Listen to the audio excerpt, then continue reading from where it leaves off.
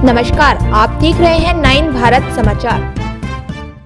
नमस्कार, आप देख रहे हैं 9 भारत समाचार। मैं हूं नेहा राठी। आइए देखते हैं आज की बड़ी खबर।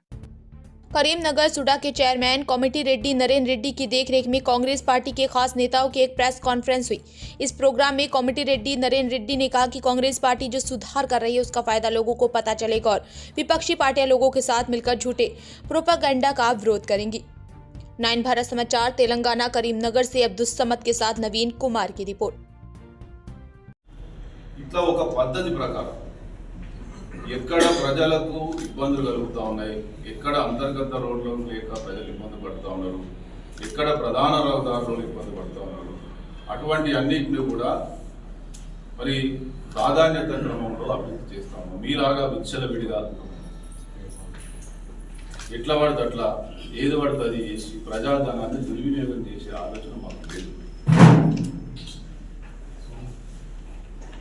అదేవిధంగా ఇలా బ్యూటిఫికేషన్ విషయంలో అలుగునూరు బ్రిడ్జి మీద కావచ్చు, అదేవిధంగా కలెక్టరేట్ ప్రాంతంలో గతంలో ఎలిపేట ప్రాంతం కావచ్చు, కల్పన హోటల్లో ముందు వదిలేసి ఇలా మందు బాబులు సాయంత్రం అయితే రోజు ఒక 200-300 మంది అడుగుతారు. దానికి సంబంధించినటువంటి బ్యూటిఫికేషన్ కావచ్చు, అదేవిధంగా ప్రధాన నాళాల మీద వర్టికల్ గార్డెన్స్, ఆ నాళాలకు సంబంధించినటువంటి అదంతా కనిపించకుండా నాళాల పైన వర్టికల్ గార్డెన్స్ కావచ్చు, ఇవన్నిటిని కూడా నిర్మాణం చేపడతాం. ఇవన్నిటి కూడా టెండర్లు ఇచ్చాం. రాబోయే రోజుల్లో కరీంనగర్ నగరం బ్యూటిఫికేషన్లో మరి నెంబర్ 1గా ఉండే విషయంలో మేము ఒక రోడ్ మ్యాప్ తీసుకుని వెళ్తాం. అదేవిధంగా ఐడిఎస్ఎంటీ పాత మున్సిపల్ గెస్ట్ హౌస్ మేము ఎన్నోసార్లు ధర్నా చేసి మురికి కూపంగా మారింది.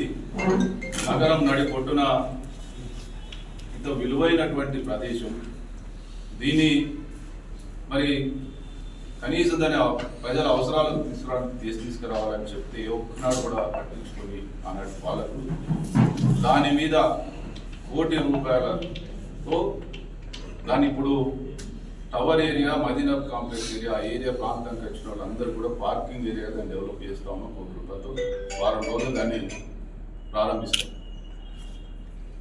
అదేవిధంగా దాని వెనుక ఉన్నటువంటి ఇంటిగ్రేటెడ్ మార్కెట్కు దీనికి మధ్యలో కరీంనగర్లో కుటుంబ సమేతంగా ఎక్కడికన్నా వెళ్ళి లోకల్గా ఫ్యామిలీతో వెళ్ళి అన్న మంచి ఫుడ్ అన్నీ ఒకే దగ్గర దొరికేటువంటి ప్రదేశం లేదు. కాబట్టి ఆ మధ్యలో ఉన్నటువంటి ₹1,20,00,000 టెండర్ విషయం నిన్న ఓపెన్ అయింది. దాన్ని అంతా కూడా ఫుడ్ కోర్ట్లు చేస్తాం. అంటే ఫ్యామిలీస్ తోటి వచ్చి అక్కడ అన్ని రకాలటువంటి తినుబండారాలు తీసుకునే విధంగా ఫుడ్ కోర్ట్లు ఏర్పాటు చేస్తాం. ఇట్లా ప్రజలకు సంబంధించినటువంటి అనేక అంశాలు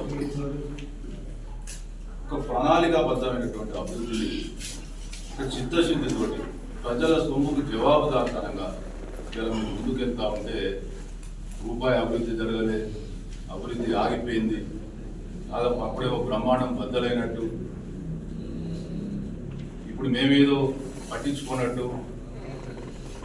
బీఆర్ఎస్ నాయకులకు మాకున్న తేడా, ఆనాడు ప్రజాధనానికి జవాబుతనం లేకుండా ఇష్టారాజ్యంగా ఇష్టం వచ్చినట్టు ₹10 టెండర్లు పెట్టి జేబులు వేసుకొని ప్రజాధనం దుర్వినియోగం చేసి ఇదే అభివృద్ధిని చూపించారు అన్నాడు.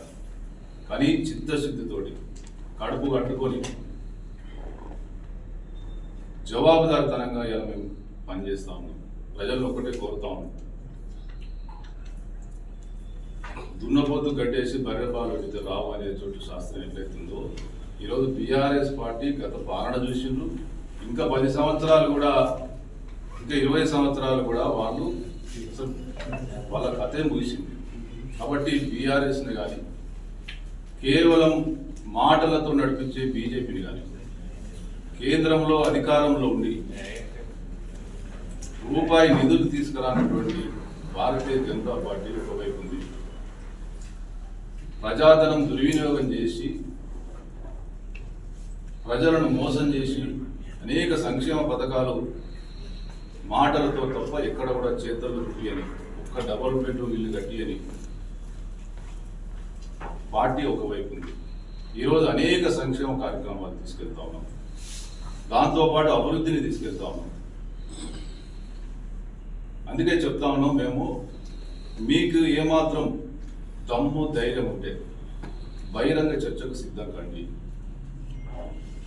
అభివృద్ధి మీద మీరిచ్చినటువంటి హామీలు ఆనాడు ఏం అమలైంది, మేమిచ్చిన హామీలు ఏం అమలవుతాం, మీరు చేసినట్టు అవినీతి భాగవతం ఏంది, మేము చేస్తున్నటువంటి అభివృద్ధి ఏంది, వీటన్నిటి మీద బహిరంగ చర్చకు రండి. ప్రజలే న్యాయ నిర్ణేతలు. ప్రజల ముందే ఎవరెందో తెలుసుకుందామని చెప్తాం. కేవలం 2 సంవత్సరాల ప్రజాపాలన ద్వారా ఓటు అడిగే హక్కు ఒక కాంగ్రెస్ పార్టీకే ఉంది, కాంగ్రెస్ ప్రభుత్వానికే ఉంది. ఒక్క డబుల్ బెడ్రూమ్ ఇల్లు కట్టేయలేదు, ఈ ముఖం పెట్టుకుని ఓట్లాడతారని చెప్పి అడుగుతాను. ఇలా నగరంలో, ఈ నియోజకవర్గానికి సంబంధించి నగరంలో 3500 ఇళ్లకు దాదాపు 2000 ఇళ్ళు ఇలా ముగ్గులు వచ్చిన పనులు నడుస్తూ ఉన్నాయి. అదేవిధంగా గతంలో ఏ విధంగా అయితే అసలు భూమి లేని వాళ్ళకు చింతకుంటలో, బద్దిపల్లిలో, వెలిచాలకు సంబంధించి ఏ విధంగా అయితే ఇందిరమ్మ ఇల్లు కట్టించినామో, సెకండ్ ఫేజ్లో మరి భూమి లేని వాళ్ళందరికీ కూడా ఇల్లు కట్టేయడానికి ప్రభుత్వం సిద్ధంగా ఉంది. ఎంతమంది ఇల్లు లేకుండా మొదటి దఫాలో ఈ భూమి ఉన్న వాళ్ళందరికీ ఇల్లు కట్టిస్తూ ఉంటాం. 2వ దఫాలో భూమి లేని వాళ్ళకి, 3వ దఫాలో భూమి లేని వాళ్ళందరికీ కూడా ఇల్లు కట్టేయడానికి చిత్తశుద్ధితో ముందుకెళ్తాము. కాబట్టి ప్రజల్లో ఒకటే కోరుతా ఉన్నాం, సంక్షేమం వైపు, ప్రజల సంక్షేమ ప్రభుత్వం రేవంత్ రెడ్డి గారు ముఖ్యమంత్రి గారి నాయకత్వంలో కాంగ్రెస్ ప్రభుత్వం ఆలోచన చేస్తూ ఉంది.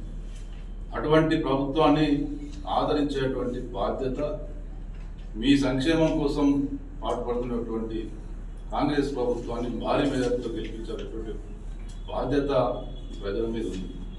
అదేవిధంగా ప్రజల పైసలకు జవాబుదారీతనంతో పనిచేస్తున్నటువంటి ఈ ప్రభుత్వాన్ని విజ్ఞులైనటువంటి ప్రజలు, మేధావులు, కరీంనగర్లో మరి ఎంతోమంది ఉంటారు ఉద్యోగస్తులు, ఇటువంటి ప్రభుత్వాన్ని మీరు భారీ మెజార్టీతో గెలిపిస్తే రాబోయే రోజుల్లో ఇంకా పెద్ద ఎత్తున అనేక కార్యక్రమాల ద్వారా ఈ నగరాన్ని అభివృద్ధి చేస్తాం. పొరపాటున ఏ ఒక్కరో ఇతర పార్టీలో గెలవడం వల్ల ఆ డివిజన్లకు, ఆ ప్రాంతానికి మరి వారితో కలిసి పోరాటం చేయడం తప్ప ఒరిగింది ఏమీ లేదు అని చెప్తున్నాము. ఆ అవినీతి పరులైనటువంటి ఇతర పార్టీకి సంబంధించినటువంటి అభ్యర్థులను మీరు బుద్ధి చెప్పాల్సినటువంటి అవసరం ఉంది. కాబట్టి మేము ఒక్కటే చెప్తాము, ఇప్పటికైనా మీరు నిజంగానే అభివృద్ధి చేసి ఉంటే, మీరు నిజంగానే ప్రజాజనం డ్యూటీ చేయకపోతే, భారతీయ జనతా పార్టీ బండి సంజయ్ కుమార్ గారు అదనంగా కరీంనగర్ నగరానికి ఏమన్నా మీరు కేంద్రం ద్వారా నిధులు తీసుకొచ్చినట్టయితే, మీరు అవినీతి పాలన చేయనట్లయితే మీరు చర్చకు రండి, సిద్ధం, మీరు సిద్ధం అని చెప్పి అడుగుతాం.